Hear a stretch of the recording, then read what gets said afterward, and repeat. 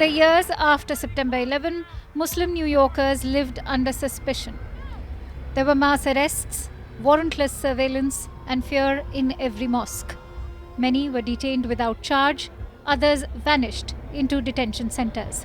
For 2 decades, the community was watched, questioned, and stereotyped. But from the fear came a new kind of politics, built on organizing, solidarity, and civic power. A well-meaning Muslim uncle pulled me aside. Today, New York is on the verge of electing its first Muslim mayor, Zohran Mamdani. I have to tell people I was Muslim.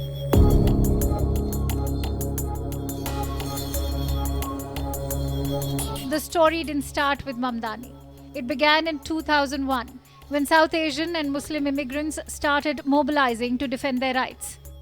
Groups like Desis Rising Up and Moving and the Muslim Democratic Club of New York were born in response to police surveillance and hate crimes.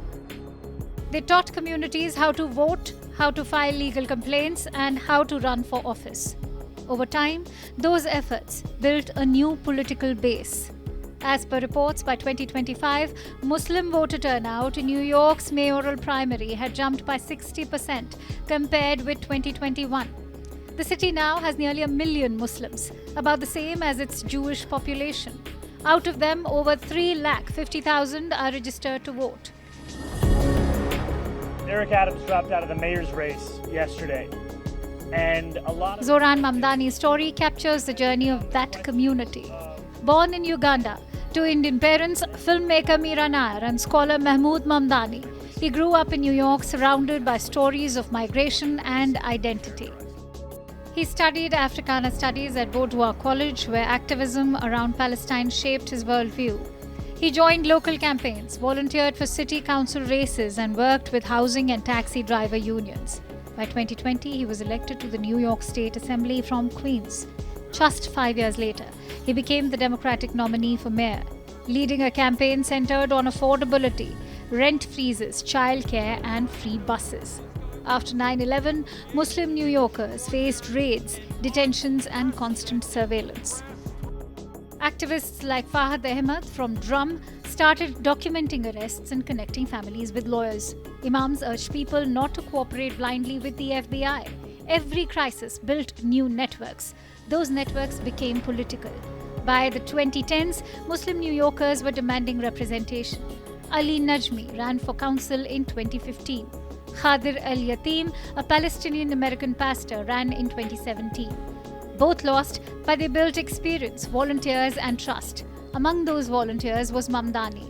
As Najmi said later, Zohran's rise is the culmination of a bunch of us losing and learning. there is something special in this room tonight. Power. Mamdani's politics are rooted in his faith, but he is more than that. His campaign drew 87,000 volunteers and $16.8 million in small donations, mostly under $250. He built bridges with Jewish progressives, younger voters, and working-class families across boroughs. Even amid controversy over his pro-Palestine stance, many Jewish voters under 45 backed him. Frustrated by Israel's war in Gaza and drawn to his honesty, progressive groups like Jews for Racial and Economic Justice campaigned alongside Muslim activists for him. Mamdani has repeatedly said he's not anti-Zionist, but that he's pro-accountability. He rejects slogans that sound threatening, preferring dialogue and coalition.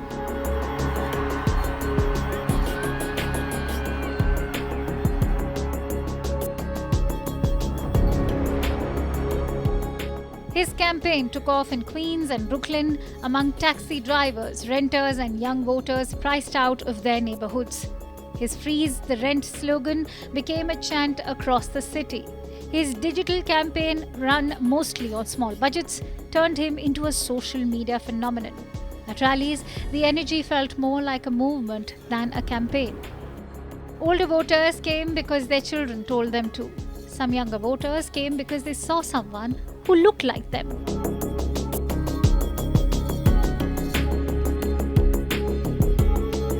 Mamdani's rise has not been without criticism. Right-wing politicians have called him extremist. Donald Trump questioned his citizenship. Some centrist Democrats worry about his support for a millionaire's tax or his criticism of Israel. And within his own base, there are divides between progressive Muslims and more conservative religious leaders who now claim ownership of his success. Reports describe a God squad of clerics and activists. Reports describe a God squad of clerics and activists who have defended him fiercely. Mamdani has tried to keep distance from his rhetoric while standing by his faith and community. He insists his campaign is about policy.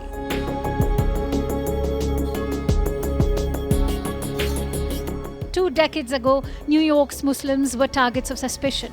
Today, they are shaping policy. Mamdani's win, if it comes, will mark the first time a Muslim, South Asian and African-born immigrant leading America's largest city. As one community organizer put it, we could not hide who we were, so we built power instead. Whether he wins or not, Zohran Mamdani has already changed the story of New York. He has made Muslim New Yorkers visible in the city's political life.